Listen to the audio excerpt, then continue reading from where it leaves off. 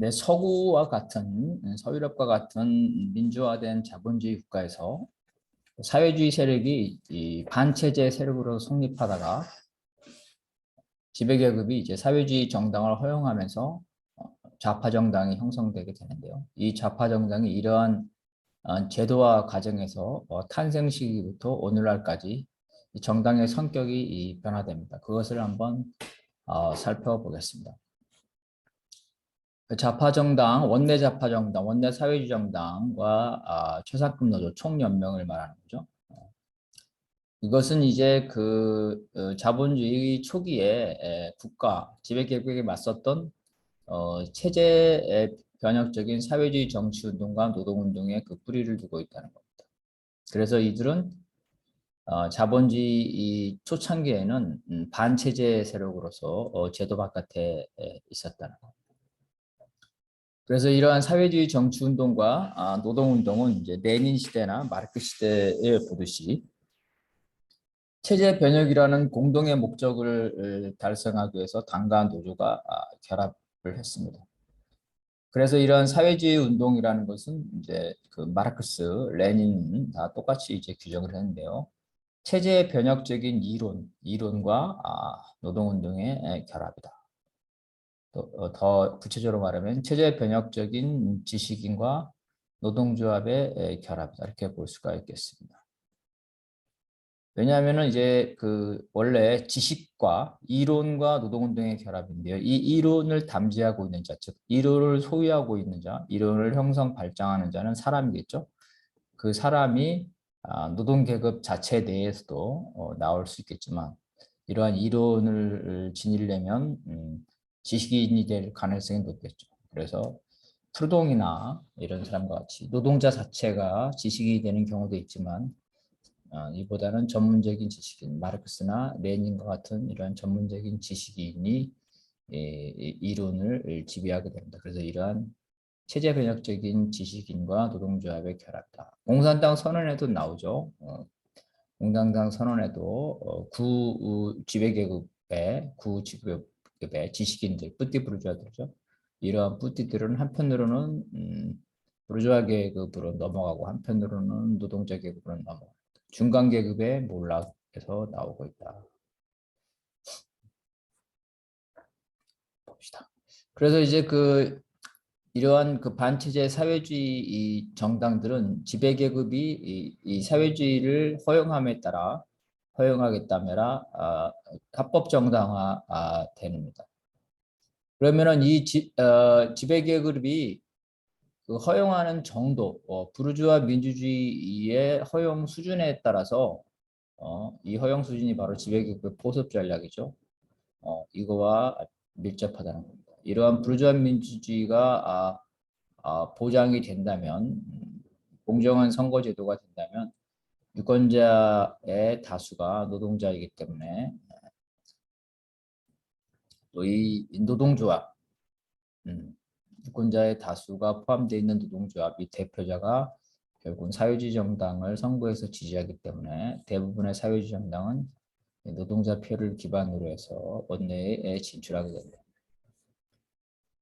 산업혁명 시기에 노동자가 인구의 다수를 차지하게 되면서 역시 노동조합의 영향력이 커지고 사회주의 정당은 노동자들의 표, 노동조합과 결합하면서 노동자 대중정당의 성격을 지니게 됩니다.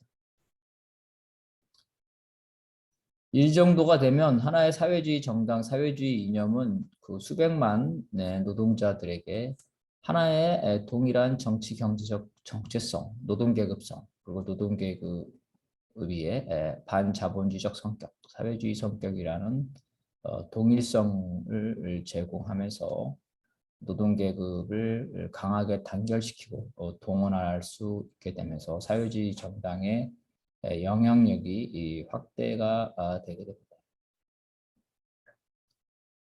서유럽과 같이 발전한 자본주의 국가에서 일부 나라에서 사회주의 정치운동이 아직 정당 형태로 제도화되지 않는다 하더라도 노동계급은 그보다 훨씬 빨리 최상급 총연맹 형태로 제도화됩니다. 총연맹, 노동계급, 노동조합과 당의 불일치, 시간적 불일치가 일어날 수 있다는 거죠. 그 반체제 세력인 사회주의 정당과 최상급 노조가 결합되지 않는 경우, 이러한 경우는 뭐냐면 지배 세력이 노동조합을 허용하지만 사회주의 정당은 허용하지 않으면서 분리 정책을 구사하는 겁니다. 이럴 경우에 사회주의 정당의 제도화는 진입장벽에 부딪힌다. 특히 사회주의 이 운동이 기존 체제를 위협할 정도로 성장을 하면 어쩔 수 없이 지배계급이 사회주의를 합법화시키지만 그러지 않고 사회주의 운동이 체제를 위협할 정도로 성장하지 않을 경우에는 지배 세력은 이제 그 사회주의 운동에 대해서 포섭 정책 대신에 배제 정책을 쓰면서 노동자와 사회주의를 분리합니다. 노동자로부터 사회주의를 고립시킨 거죠. 뭐 한국의 경우는 이제 빨갱이라고 그래서 빨갱이들에게는 이제 그 정치를 할 수 있는 기회를 막는 것, 사회주의 정당이 나타나는 것을 방지하는 것. 근데 이게 이제 미국에서도 이러한 형태가 나타나는데 미국의 사회당은 초창기에 2명의 하원 의원을 당선시켜서 성장을 합니다. 이에 미국의 지배계급, 공화당, 민주당, 양당이 되겠죠. 이러한 지배계급들이 우리로 치면 이제 국가보안법 같은 법들, 이러한 법들을 여러 개를 만들어서 탄압을 하게 됩니다. 유진대 사회주의 당수가 이러한 견고한 미국의 양당 구조 아래서 대통령 선거에서 6%를 얻었으면 엄청나게 얻은 겁니다. 6%를 얻었으나 미국 당국이 투옥을 합니다. 투옥. 정치 생명을 끊어버리죠. 이와 같이 미국에서는 아직 사회주의 정당이 시민권을 획득하지 못했다. 즉 미국은 사회주의를 노동자로부터 분리하는 그러한 분리 정책을 쓰고 있다. 유럽의 포섭 정책을 쓰고 있지 않다는 겁니다. 왜냐하면 미국에서는 아직 사회주의 세력이 체제를 위협할 만큼 성장하지 못했기 때문에.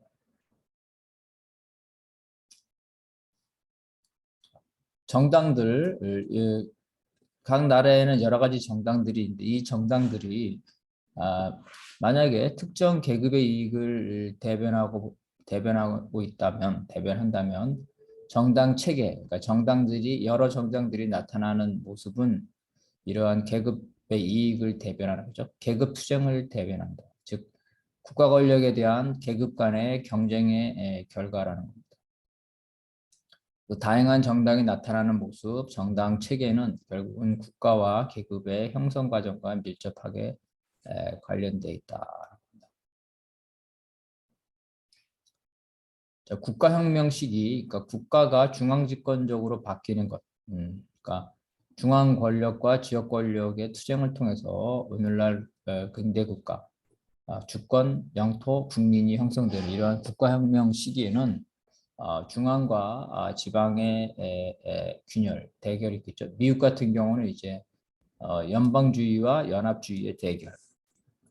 그리고 국가가 그 영토에 대한 권력, 고권을 형성하는 과정에서 교회, 종교 권력과의 투쟁이 발생합니다. 이게 국가혁명, 산업혁명 시기에는 산업혁명은 이제 그 봉건제에 대한 자본주의의 승리죠. 그러니까 봉건계급, 농민과 지주에 대한 자본가와 노동자의 승리입니다. 그래서 첫 번째는 이와 같이 그 봉건계급과 자본계급으로 분리됩니다. 농업계급과 공업계급으로 분리되면서 공업계급이 승리를 하게 됩니다.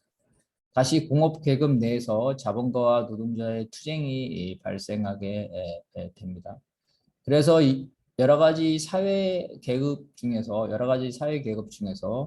자본가와 노동자가 주요 계급이고 그래서 사회균열, 계급 투쟁 중에서도 가장 중요한 건 바로 자본가와 노동자의 계급이다. 이러한 주요한 계급 투쟁을 반영하는 것이 오늘날 서구 정당 체제의 공통점이고 나머지 부분들은 보완적으로 다양한 특성들을 보여주겠다. 그러니까 자, 우리가 그 보편성과 특수성이라 할 때 서구에서 정당이 나타나는 모습의 공통점, 즉 보편성은 노동자와 자본가의 균열이고, 그다음에 각각 미국의 특성, 영국의 특성 이런 각각의 특수성은 아까 말한 대로 중앙과 지역의 균열, 국가와 교회의 균열. 미국 같은 경우는 연방주의와 연합주의가 강하게 투쟁하고 있죠. 유럽의 같은 경우는 기독교 정당, 카톨릭 정당이 아직도 남아 있습니다.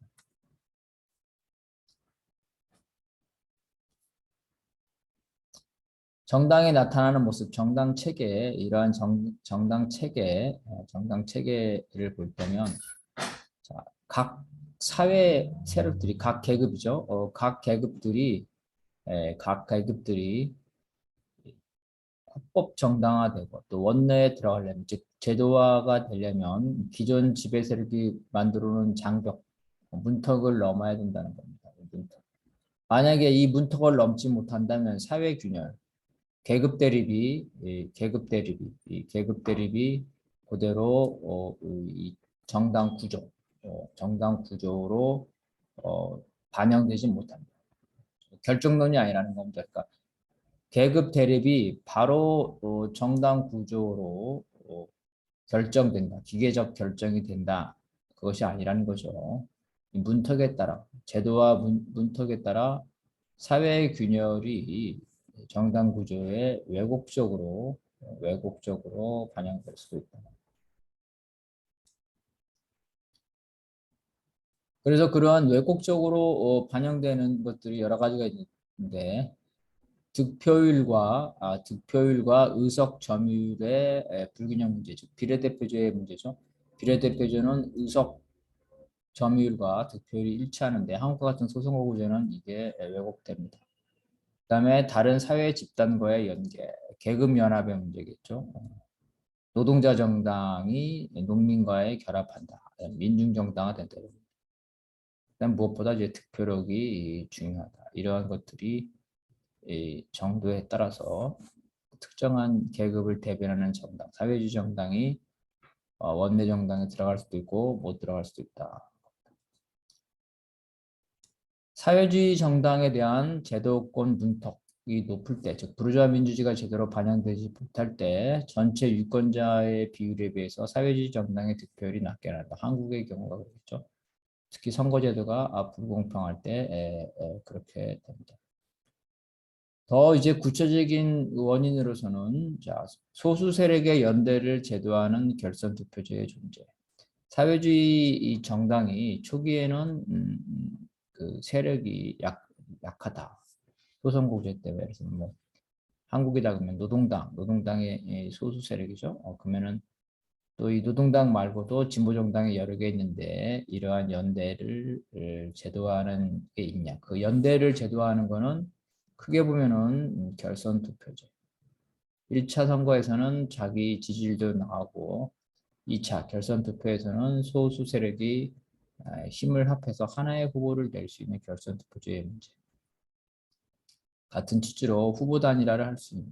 그 다음에 무지개 연합, 유럽에서 나타나죠. 정당 결합을 허용하는 이런 선거연합 제도에 의해서 소수 정당이 원내에 진출하냐 못하냐가 영향을 받는다는 겁니다. 원래 계급 간의 대립이 정당에 그대로 반영돼야 되는데 이렇게 반영되지 못할 때 사회주의 정당은 자신의 사회적 지분만큼 노동자가 대다수이지만 결국은 노동자 정당이 성장하지 못한다는 겁니다. 그러면 이러한 그 사회적인 계급 대립이 정당에 반영되지 못하도록 왜곡하는 사정, 그 왜곡하는 사정은 뭐냐면 주로 계급 갈등을 희석시키는 것, 계급 갈등 문제를 다른 문제로 분산시키는 이러한 전국적인 대립 구도다. 주로 이제 국가 독립과 통일의 문제, 한국이 그러겠죠. 그래서 계급 문제가 아니라 이제 국가 독립, 식민지와 제국주의 문제, 통일, 분단의 문제. 그러면은 독립과 통일을 요구하는 정당들, 이런 정당들은 계급적으로 모호하겠죠. 이런 계급적으로 모호한 정당들이 출현할 때, 그럴 때 계급 대립에 의한 그 정당 구도가 왜곡된다. 종교 문제 마찬가지죠. 몰계급적인 거죠. 인종 문제 역시 몰계급적인 거. 이런 것들이 이제 계급 대립을 희석시키고 미국의 연방주의와 지역의 문제도 역시 마찬가지. 미국 같은 게 이게 제일 강하죠. 기독교, 기독교 문제, 그다음에 흑인 문제, 연방주의와 지역주의 문제 이런 것들이 제일 강하게 나타납니다. 각 나라마다 특징을 보면 독일 제국, 독일 제국은 이제 1차 대전 전까지 독일에는 황제가 존재했습니다. 독일 제국에서 의회는 입법권을 제한하는 기능만 있었고 정부 구성권이 없었기 때문에 독일 제국의 그 황제와 그거를 대변하는 독일 제국 의회 내에 여당이라는 이러한 강력한 여야 구도라는 이분법적 구도가 아직 형성되지 않았다. 즉 양당 제도가 형성되지 않았습니다. 그러니까 강력한 정부와 강력한 여당, 국회 다수가 결합하는 형태, 이러한 형태가 형성되지 않았기 때문에 소선구제에서 오히려 노동자라는 전국적인 이러한 이러한 계급들이 성장할 수가 있었다. 그래서 독일의 경우는 독일 제국 시대에 1891년에 노동자당, 독일 사회민주당이 득표율로는 다수당이 되게 됩니다. 영국의 노동당은 초기에 이 보수당에 맞서 자유당, 야권 후보 단일화네요. 후보 단일화를 통해 원내에 진출했고, 그 다음에 자유당 내, 우리로 치면 민주당 내에 운동권들을 많이 집어넣었다는 거, 노동자 의원을 많이 집어넣어서 그 노동자 의원들을 흡수함으로써 성장했다. 우리는 이제 민주당에 들어간 운동권들이 민주당에서 그냥 보수 의원으로 그렇게 지내는데 영국에는 이제 자유당에 간 노동자 출신 의원들이 자유당을 탈당하면서 원내 노동당을 창당하게 된다는 겁니다. 결정적으로 노동당이 1차 대전 당시에 중도 보수인 자유당과 연립정부를 성사시킴으로써 국유화와 같은 사회주의 정책이 대중화되고 정당을 알릴 수 있고 국정 능력, 노동자 정당도 국가를 운영할 수 있거나 하면서 주요 정당으로 발전했습니다.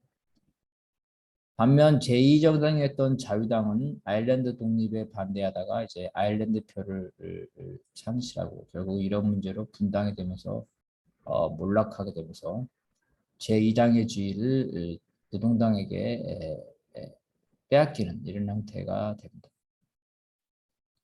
미국은 아까 말한 대로 양당 구조의 소선거구제가 가장 강력하게 그 노동자 정당, 소수 정당이 원내에 진출하는 걸 막고 있고 그 이후에는 이제 아까 말한 연방주의와 연합주의 관계, 연방 정부를 얼마나 강화시킬 것이냐의 문제, 의회 제도에 기인한 흑백 문제.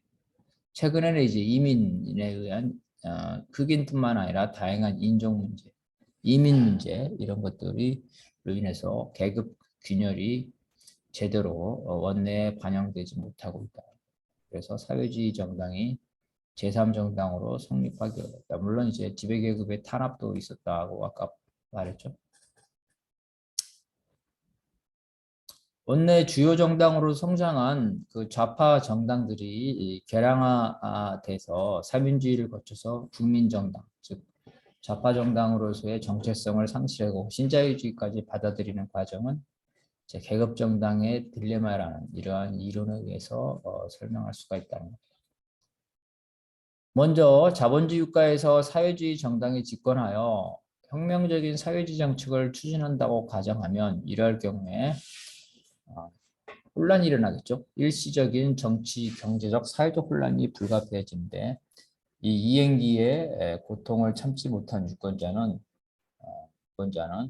이런 혼란을 초래한 사회주의 정당 대신에 다른 정당, 자본주의 정당이 되겠죠. 를 선택하게 된다는 겁니다. 그래서 사회주의 정당이 집권 초기의 혼란을 극복하지 못한다. 이런 것들은 이제 칠레라든가 베네수엘라 등 선거를 통해 사회주의를 도입한 나라에서 실제로 일어나고 있는 현상입니다. 이러한 이행기에 사회주의 정당이 독재를 하는 현실 사본주의, 그러니까 폭력혁명으로 된 국가에서는 이제 그 사회주의 정당이 독재를 하기 때문에 이런 이행기에 혼란이 있다 하더라도 다른 정당이로 전공 교체가 불가능하죠. 자본주의는 그렇지 않다는 겁니다. 복수 정당제와 자유선거를 전제하므로 자본주의 사회의 혼란을 초래하는 그런 혁명적 정책을 추진할 경우에는 사회주의 정당은 다음 선거에서 패배를 할 수밖에 없다는 겁니다. 민주주의 선거 원리에 따라 다수의 지지를 받아 국가 권력을 얻으려 하는데 정당들은 사회주의 정당도 마찬가지죠. 이때 노동계급의 표만으로는 다수당이 될 수 없기 때문에 왜 자본주의 사회에서 노동자가 다수이지만 노동자 전부가 노동자 정당을 찍지는 않죠. 그래서 사회주의 정당은 자신의 득표율을 높이기 위해서 노동계급 정당 노선에서 이탈해서 노동계급이 아닌 노동자, 그다음에 자영업자 이런 표들을 얻으려고 합니다. 즉 계급 연합 정당으로 가게 되는 겁니다. 이러한 계급 연합 정당, 노동자, 농민, 이렇게 되죠. 민중 정당. 노동하는 국민들이 일하는 사람들의 정당, 민주농당과 똑같죠. 그래서 유럽에서도 똑같이 노동자 정당이 민중정당, 일하는 사람들의 정당으로 변질되기 시작합니다. 이들 정당들은 이제 다수 유권자의 지지를 받기 위해서 정강을 노동자 중심에서 농민이라든가 소상공인과 같이 이제 개량주의로 후퇴를 하게 됩니다. 그러면서 자본주의를 유지하기 위해서 이러한 계급 타협적인 정책을 추진하게 됩니다. 자본주의를 파괴하는 게 아니라 자본주의를 유지하기 위한 정책을 추진하게 됩니다. 그래서 보수 정당이나 이러한 사회민주주의 정당, 그 변질된 노동자 정당이죠. 국가 권력을 두고 선거에서 경쟁해 일반 국민을 상대로 나를 찍어주십시오. 내가 더 국가를 잘 운영할 수 있습니다. 그거는 이제 자본주의 국가를 누가 더 잘 운영하냐는 것을 검증받는 이러한 게임에 빠지게 됩니다. 그래서 자본주의를 타도하는 것이 목적이 아니라 자본주의를 잘 운영하는 것, 자본주의의 병폐를 고치는 것, 이것이 사회민주주의 정당, 변질된 사회주의 정당의 목표가 됩니다. 결국은 이러한 사회민주주의 정당은 다수 유권자의 지지를 얻기 위해서 좋은 자본주의 정책을 추진할 것을 유권자에게 약속하게 되는 겁니다. 이러한 개혁은 자본주의 사회의 계급 간의 평화를 정착시킵니다. 그래서 이러한 계획을 하기 위해서는 자본주의를 잘 운영하기 위해서는 소비와 수요를 촉진하여 자본주의 시장을 확대하고 안정하도록 하는 것. 자본주의 병폐를 치유하는 케이니적인 정책을 하는 거죠. 이러한 사회민주주의 정당은 결국은 애초에 설정하였던 자본주의 국가를 타도하는 게 아니라 오히려 강화하게 되는 이러한 모순에 빠지게 됩니다. 최근에 이제 독일 3인당의 예에 보듯이 그 독일 3인당은 기민당과 대연정을 반복을 하고 있죠. 2단계에 이르면 반치제 세력은 이제 사회주의 이 정당이 제도화를 그 반복한 심화한 끝에 외형적으로는 집권까지 하는 정도로 성장했지만 원래의 목표인 이념 정당이라는 내용에 있어서는 성숙기를 지나 쇠퇴기에 도달해서 심지어 신자유주의 노선을 수용하고 있습니다. 영국이나 독일 같은 경우는 신자유주의 노선을 3인당이 수용했습니다. 또한 국가가 정당에 대해서 지원을 하죠. 보조금을 주죠. 그 대가로 국가가 정당에 많이 개입을 하게 됩니다. 그래서 국가로부터 이런 혜택을 얻은 거대 정당들이 이러한 혜택을 자기들이 독점하기 위해서 여러 가지 이 장벽을 만들어내죠. 이 정도가 되면 이제 당의 관료는 월급을 받죠. 이 월급은 당원으로부터 나오기도 하지만 상당수는 국가의 보조금으로 나옵니다. 당의 관료는 이제 전문화된 업무를 담당하는 전문가들로 채워집니다. 당의 재정도 이익 집단이나 정부의 보조금의 비율이 높아지게 됩니다. 선거가 거듭될수록 득표하는 데 도움이 되는 관료들, 당원 대신에 관료가 중심적인 역할을 하게 되면서 결국은 선거 전문가 정당으로 전환됩니다.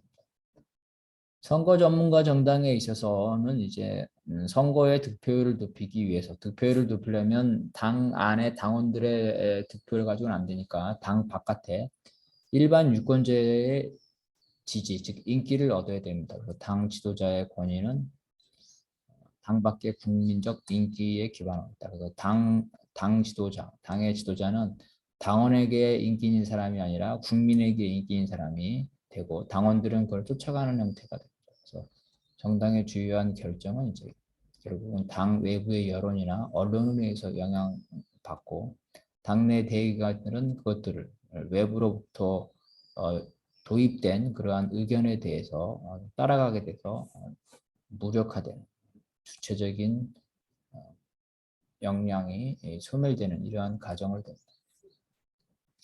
이제 정당들은 인기 정치인을 당의 지도자로 내세워서 미디어의 주목을 받고자 합니다. 그래서 심지어 이제 탤런트, 영화배우 이런 사람들을 이제 국회의원으로 많이 내세우죠. 인기 있는 사람들. 우크라이나에는 이제 배우가 대통령이 됐죠. 이런 게 나타나게 됩니다. 이런 지경에 대했을 때 선거 전문가 정당은 이제 강령과 전략 목표는 이제 당원으로부터 나오는 것이 아니라 지도부가 일반 국민에게 인기, 지지를 얻을 수 있는 것 이런 것들을 일방적으로 결정해서 지도부로부터 위에서 아래로 내려 꼽는 이렇게 형태가 됩니다. 중앙집권적인 조직이 되는 거죠. 근데 이런 이제 중앙집권적인 정당 조직에서 이러한 중앙집권의 핵심이 당의 관료에서 선거 전문가로 넘어간다 그랬죠. 선거 전문가로 넘어가고 그 선거 전문가는 결국은 이제 미디어 전문가가 됩니다. 미디어 전문가. 그래서 권력이 이러한 선거 전문가, 미디어 전문가에게 넘어가면서 전통적인 관료의 중앙집권적인 정당 조직이 느슨해지게 됩니다. 미국이 그렇죠. 그래서 미국의 정당들은 사실은 이제 미디어를 매개로 한 인물 정당, 그러니까 인기 있는 정치인과 미디어 정책을 담당하는 참모들 이런 형태로 되게 된다. 미국이 이제 가장 극단적인 형태 뭐죠? TV 생방송 토론 이런 것이 이제 상징적인 이러한 방식은 유럽을 거쳐서 한국을 비롯해 대부분의 발전한 자본주의 국가에게 파급됐다. 이게 여론 정치, 대중 정치, 미디어 정치 이렇게 이제 된다. 그래서 이제 정치 엘리트들과 그들의 참모가 정치를 지배하게 되죠. 그래서 정치 엘리트들은 이제 다시 당선되기 위해서, 재선되기 위해서, 권력을 극대화하기 위해서 특정한 주제, 노선 이런 것들을 결정하고 그것을 전국민적인 이슈로 만들어갑니다. 특정한 이데올로기 노선을 채택한다. 어떤 이데올로기가 어떤 쟁점이 자연스럽게 형성되는 것이 아니라 정치 엘리트들에 의해서 결정된다. 그리고 이 정치 엘리트들이 결정된 것들은 정당의 지지를 받겠죠. 특정한 사회 집단으로 지지를 받게 되고 이게 바로 이제 전국적인 이슈가 되게 된다. 거꾸로 되는 거죠. 밑으로부터 이슈가 형성되는 거 아니라 위로부터 이슈가 형성된다. 또한 오늘날 거대 정당들은 기존에 자기 자신의 고유한 이념 대신에 여성, 소수, 환경과 같은 이러한 다양한 것, 즉 과거 소수자들이 대변했던 군수정당의 의제나 지지층까지 포괄하려고 합니다. 그러다 보니까 거대 정당들은 비슷해져. 비슷해진다. 그 국민의힘은 이준석 청년 대표죠. 민주당도 최근에 박지원이라는 20대 여성 비대위원장을 했죠. 이와 같이 거대 정당들이 비슷해져 간다. 비슷해져.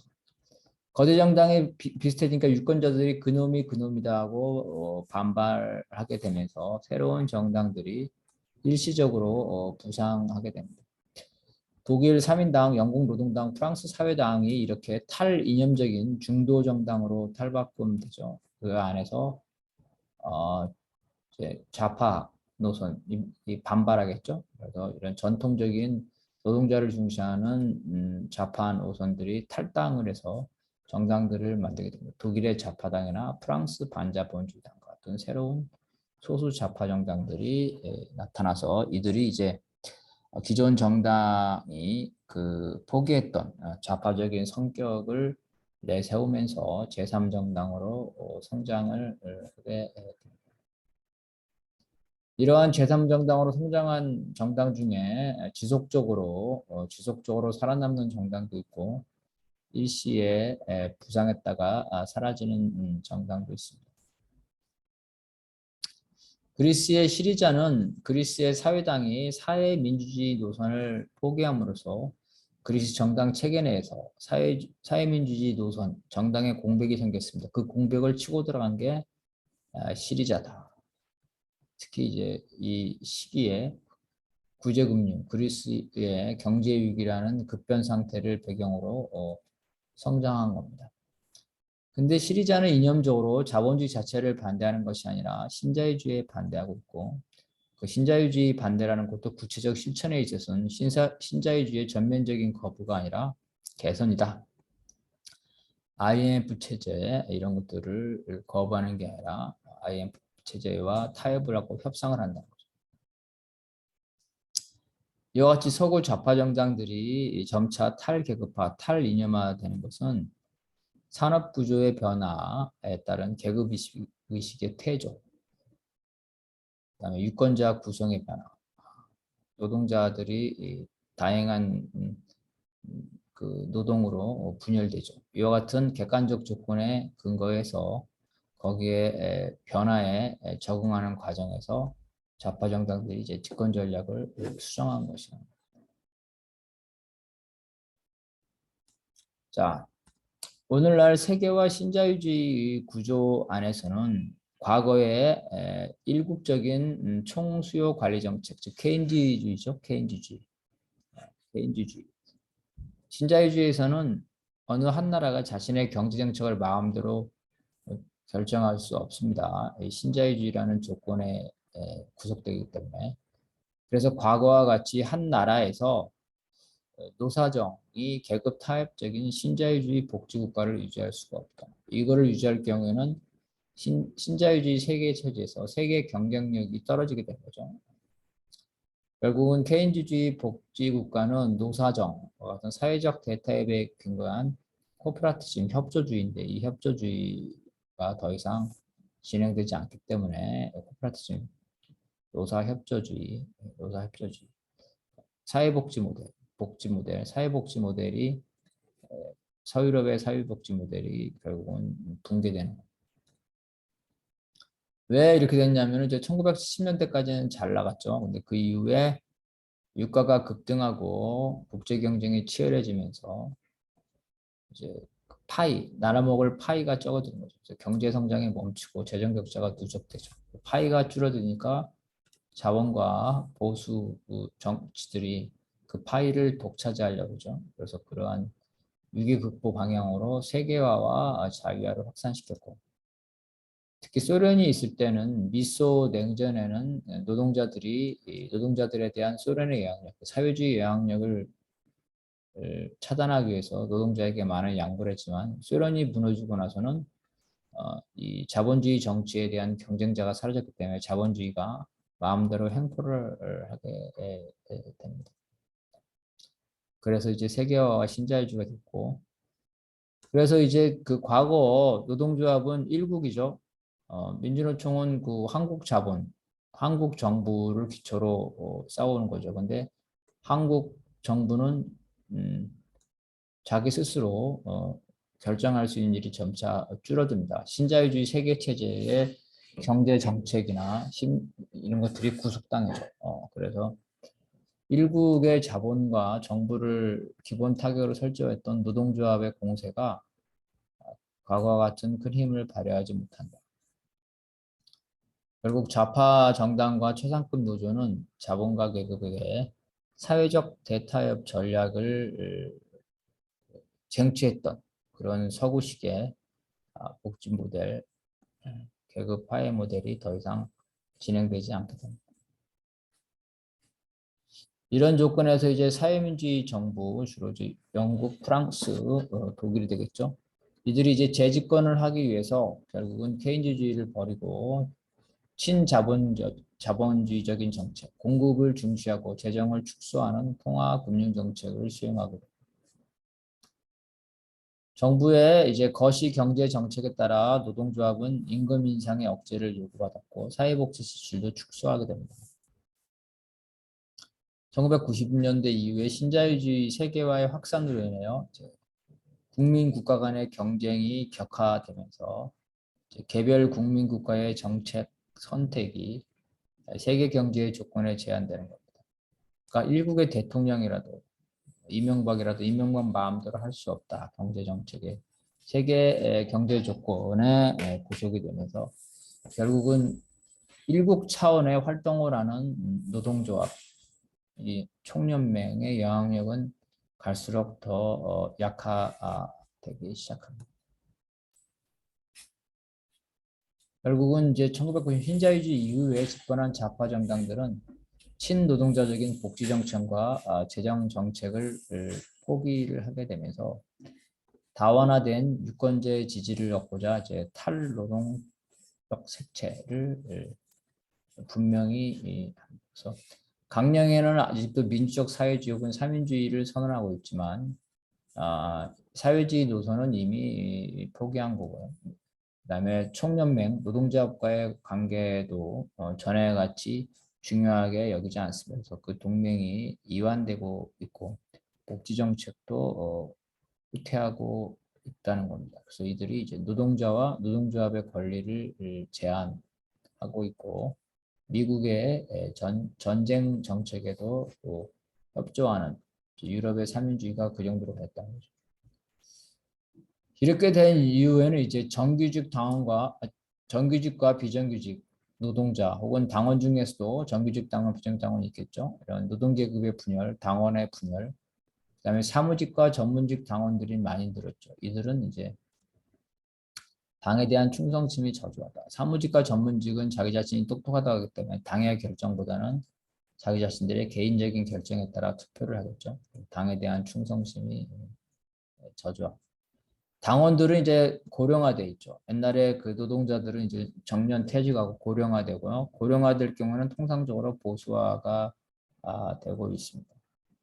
그래서 사회주의 정당, 사민주의 정당 자체도 보수화되고 있다. 그래서 이들 정당들이 다양한 노동자들을 하나의 지지층으로 결집시키는 이러한 동질적인 이데올로기 전략, 이데올로기를 통해서 단결시키는 것들이 어렵다. 왜? 노동자들이 다양해지기 때문에.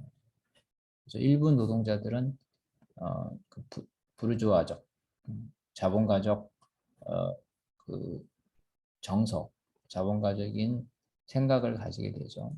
특히 이제 화이트 칼라 중에는 영세 사업자보다 더 많은 월급을 받는 사람도 있고 출세를 하면 중소기업 사장보다 더 나을 수가 있다. 그래서 이러한 형태로 가게 되면서 유럽의 사회주의 정당이 사회민주주의로 더 나아가서 국민정당으로 변질되는 과정을 받고 그러한 과정들이 나타나게 되는 객관적 조건들을 살펴봤습니다.